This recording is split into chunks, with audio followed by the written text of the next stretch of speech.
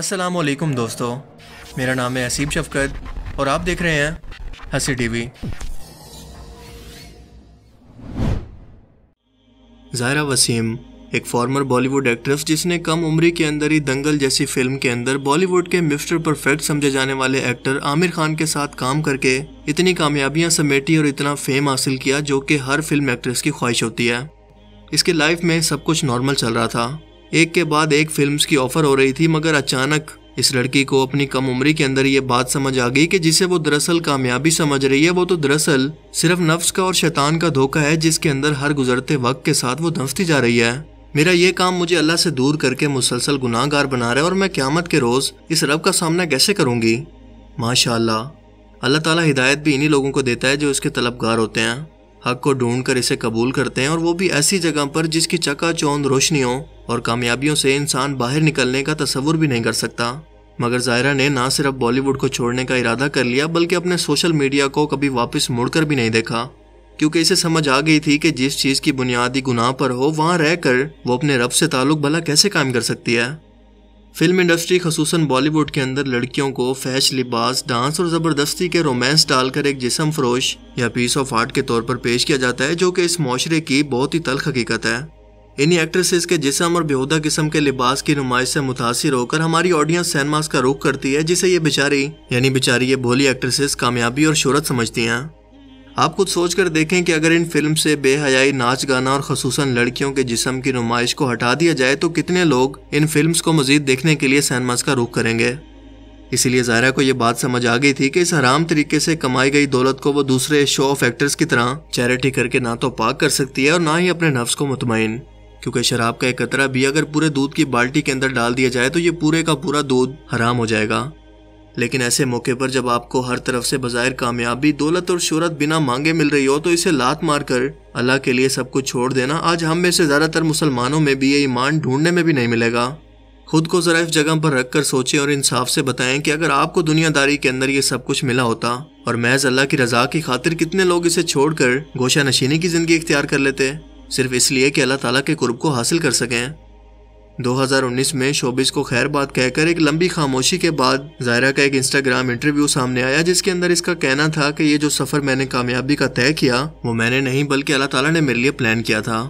شاید مجھے اور لڑکیوں کے لیے رول ماڈل یا موٹیویشن بننا تھا جو کہ اس گناہ کی دلدل کے اندر پھنس تو چکی ہیں مگر سوچتی ہیں کہ یہ سب چھوڑنے پر انہیں دنیا ایسے ہی نظروں سے گرا دے گی جس طرح سے انہی لوگوں نے اس اونچے مقام پر پہنچایا۔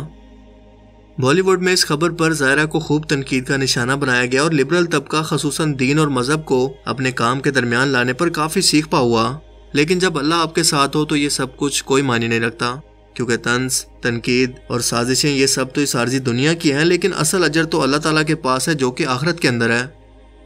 اپنے ٹویٹر اکاؤنٹ پر انہوں نے انڈسٹری کو چھوڑنے کا اعلان کر کے اپنی ساری تصویروں اور پوسٹ کو ڈیلیٹ کر دیا، مگر جس چیز نے مجھے زائرہ کے لیے نیک کلمات کہنے اور یہ ویڈیو بنانے کے لیے مجبور کیا وہ ان کا حالیہ انٹرویو تھا جس کے اندر ان کا یہ کہنا تھا کہ مسلسل دنگل کی کامیابی کے بعد مجھے مزید فلمز کی آفر ہو رہی تھی تو مجھے اس انڈسٹری کے سب سے بڑے ایکٹر شاہ رخ خان نے کئی بار اپنے ساتھ فلمز کی کئی آفرز کی، لیکن تب تک میں فلم انڈسٹری کو چھوڑ چکی تھی، اسی لیے میں نے صاف انکار کر دیا۔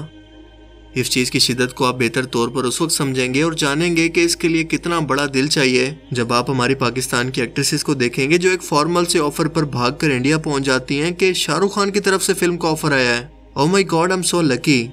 بٹ زائرہ نے وہاں پر رہ کر اپنے ہی لوگوں اور انڈسٹری میں اس آفر کو جوتے کی نوک پر رکھا اور ہدایت کو ایک بار پھر سے چوم کر گلے لگایا۔ ہماری آج کی جنریشن شاہ رخ خان کے ساتھ کام کرنے کا خواب دیکھتی ہے، مگر یاد رکھیں کہ پیسہ، دولت اور شہرت یہ سب کچھ شیطان کے ہتھیار ہیں۔ انسان کو دنیا کی زندگی اور آسائشات کمانے کا لالچ دے کر اسی کے ذریعے وہ انسانوں کو گمراہ کرتا ہے، اور اسی لیے اللہ تعالیٰ نے قرآن پاک کے اندر مال اور اولاد کو فتنہ کہا ہے، جسے کمانے کے لیے انسان کسی بھی حد تک جانے کو تیار ہو جاتا ہے اور حلال اور حرام کی تمیز نہیں کرتا۔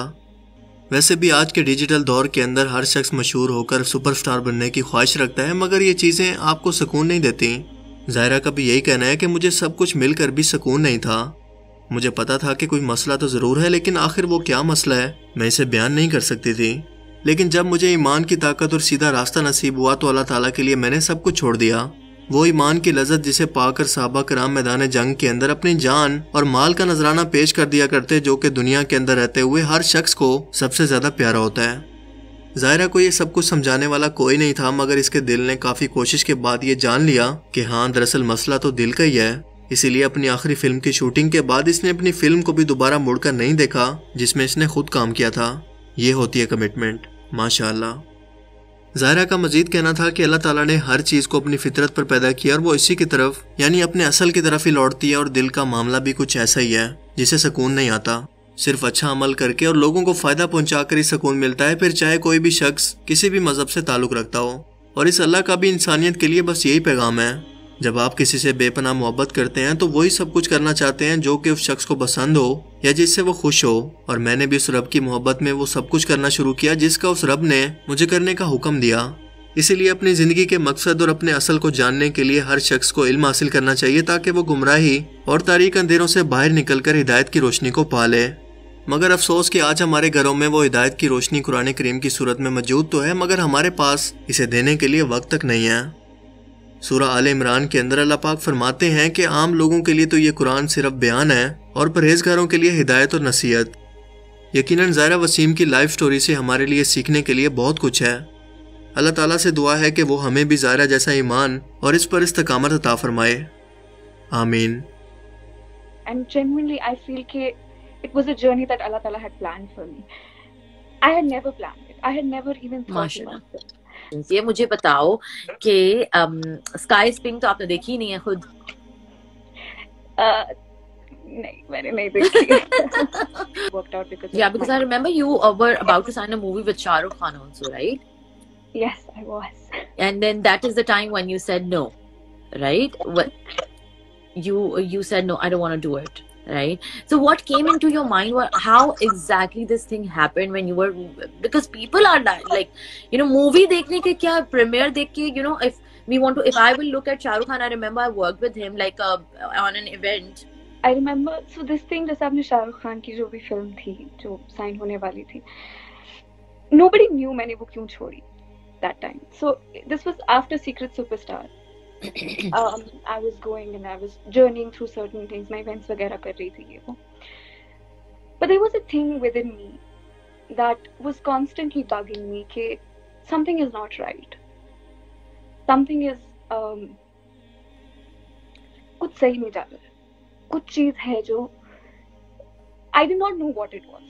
Okay, I'm not going to say that I felt like it was something. کچھ مجھے یہ نہیں پتا تھا کہ پرابلم کیا تھی، مجھے یہ بالکل نہیں پتا تھا، مجھے بس ایسا فیل ہوتا رہتا تھا کانسٹنٹلی کہ کچھ پرابلم ہے میری زندگی میں.